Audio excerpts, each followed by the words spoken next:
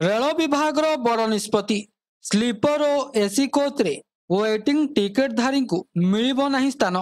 तेबे कौन रही संपूर्ण अपडेट टी आसंतु जानिबा। ता पूर्व वीडियोटी को लाइक और शेयर करी चैनल टी को सब्सक्राइब करबा पई अनुरोध। भारतीय रेलबाई यात्री सुविधा और नियमावली को कड़ाकड़ी करबा पई एक गुरुत्वपूर्ण निष्पत्ति नेछि। एबे वेटिंग लिस्ट टिकेट थिबा यात्री माने स्लीपर किंबा एसी कोच रे यात्रा करि परिबे नहीं।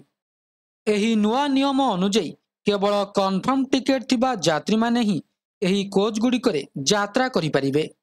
जदि कोनोसी यात्री वेटिंग टिकेट सहित एसी किंबा स्लीपर कोच रे यात्रा करुथिबा अवस्था रे धरा पड़ती तेबे सेमानकु परवर्ती स्टेशन रे ट्रेन रु ओह्लाई दिया जिवो एवं जरिमाना मध्य देबाकु पड़ी पारे। रेलबाई सूत्रु मिलिथिबा सूचना अनुଯାयी एही नियम मे 1 तारिख 2025 ठारू कार्यकारी होइछि।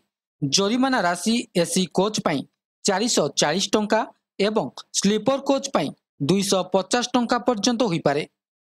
वेटिंग टिकेट धारी को एबे केवल जनरल कोच रे यात्रा करने को अनुमति दिया जिवो। तेबे आसंतु जानिबा एहार उद्देश्य कौन रहिछि।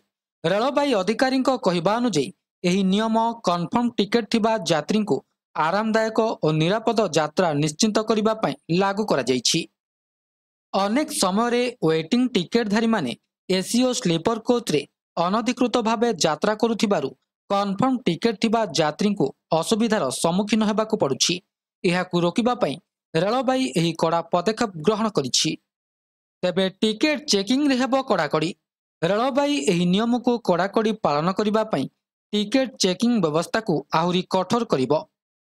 टिकेट चेकर माने नियमित भावे एसी और स्लीपर कोच रे जांच करिवे एवं वेटिंग टिकेट धारी विरोध रे तुरंत कार्यानुष्ठान ग्रहण करा जिवो।